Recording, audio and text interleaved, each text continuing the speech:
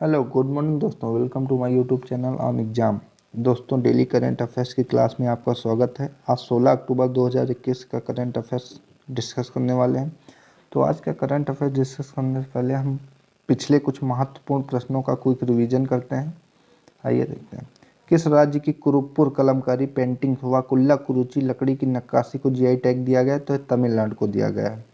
अगला क्वेश्चन, अंतर्राष्ट्रीय आपदा न्यूनीकरण दिवस 13 अक्टूबर 2021 की थीम क्या है? तो इसकी थीम है विकासशील देशों के लिए उनके आपदा के नुकसान को कम करने के लिए अंतर्राष्ट्रीय सहयोग।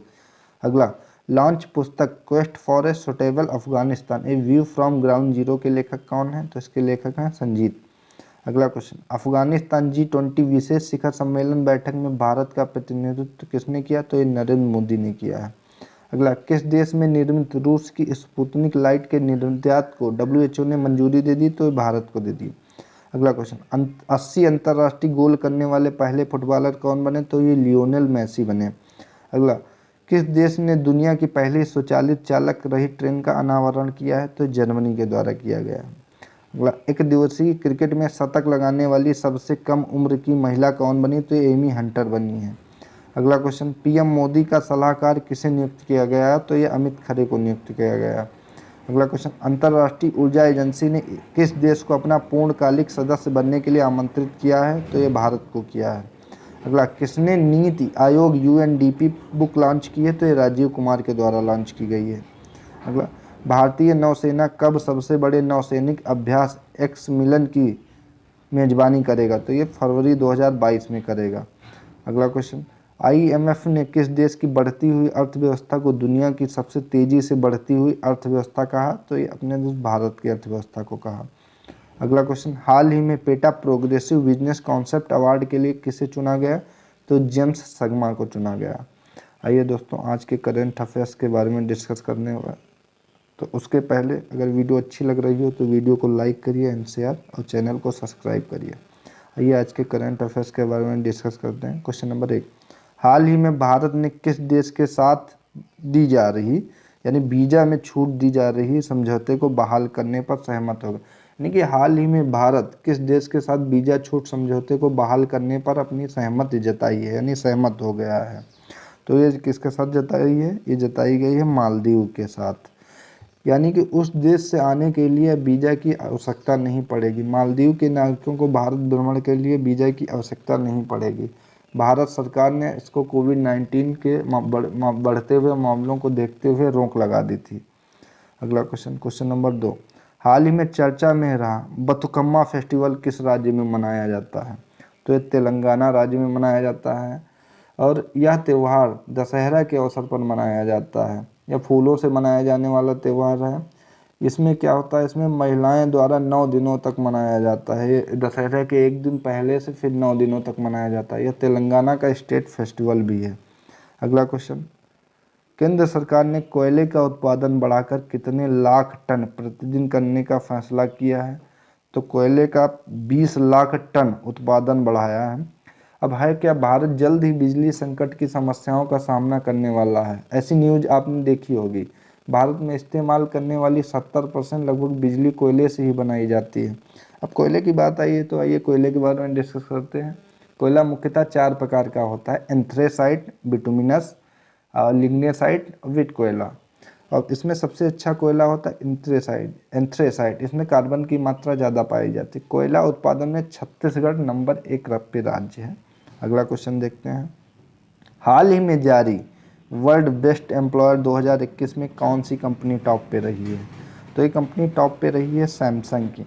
अब सैमसंग की बात आई है तो आइए सैमसंग के बारे में बात कर लेते हैं। सैमसंग जो है वो साउथ कोरिया की कंपनी है और इसका सबसे बड़ा प्लांट इंडिया में ग्रेटर नोएडा में लगा है। नंबर 2 पे IBM कंपनी रही है। नंबर 3 पे माइक्रोसॉफ्ट रही है। और भारत की तरफ से रिलायंस सबसे टॉप पे रही है। अगला क्वेश्चन, हाल ही में अंतर्राष्ट्रीय ग्रामीण महिला दिवस कब मनाया गया? तो ये मनाया गया है 15 अक्टूबर को। यानी कि अंतर्राष्ट्रीय महिला दिवस जो है वो ग्रामीण महिला दिवस है 15 को। यह बेसिकली ग्रामीण महिलाओं के लिए मनाया जाता है। और इस साल इसकी थीम क्या है? तो इस साल इसकी थीम है सभी के लिए अच्छे भोजन के लिए खेती कर रही ग्रामीण महिलाएं। और 14 को क्या मनाया जाता है? 14 को अंतर्राष्ट्रीय ई कचरा दिवस मनाया जाता है। अगला क्वेश्चन, हाल ही में केंद्र सरकार ने हरियाणा राज्य के किस शहर में हेली हब बनाने की मंजूरी दे दी है? तो ये मंजूरी दे दी है गुरुग्राम में। अब हेली हब क्या है? हेली हब का मतलब है कि हेलीकॉप्टरों के पार्किंग की व्यवस्था होगी यहाँ पे, और यदि वहीं कहीं पेट्रोल फ्यूल उनका हेलीकॉप्टर का ख़त्म हो जाए तो यहाँ पे फ्यूल किस भी सुविधा होगी और हेलीकॉप्टर से रिलेटेड कई सारी सुविधाएं यहाँ पे दी जाएंगी। अगला क्वेश्चन, हाल ही में कौन सा देश छठी बार संयुक्त राष्ट्र मानवाधिकार परिषद का सदस्य चुना गया? तो ये भारत चुना गया। भारत इसका 2 साल तक सदस्य रहेगा क्योंकि यह 2 साल के लिए ही सदस्यता होती है। अगला क्वेश्चन देखते हैं, अभी हाल ही में ग्लोबल बिजनेस सस्टेनेबिलिटी लीडरशिप के लिए प्रतिष्ठित सीके प्रहलाद पुरस्कार 2021 से किसे सम्मानित किया गया? तो ये सम्मानित किया गया सत्य नडेला को, जो कि माइक्रोसॉफ्ट के सीईओ हैं। अब माइक्रोसॉफ्ट के बारे में बात आई है तो माइक्रोसॉफ्ट के बारे में बताते, इसकी स्थापना 1975 में Bill Gates and Paul Allen के द्वारा की गई थी और इसका हेडक्वार्टर जो है वो वाशिंगटन में स्थित है। अब आइए इसके ऑप्शंस के बारे में डिस्कस कर लेते हैं। जेम्स सगमा को क्या मिले? जेम्स सगमा को पेटा प्रोग्रेसिव कॉन्सेप्ट अवार्ड से नवाजा गया, और जी सतीश रेड्डी को, जो कि डीआरडीओ के अध्यक्ष हैं, इन्हें हाल ही में आर्यभट्ट पुरस्कार से सम्मानित किया गया, और रतन टाटा को हाल ही में लाइफ टाइम अचीवमेंट अवार्ड से सम्मानित किया गया।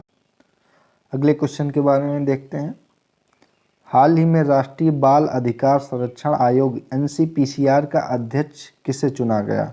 अभी एनसीपीसीआर क्या है? तो एनसीपीसीआर जो एक है वो संवैधानिक निकाय है।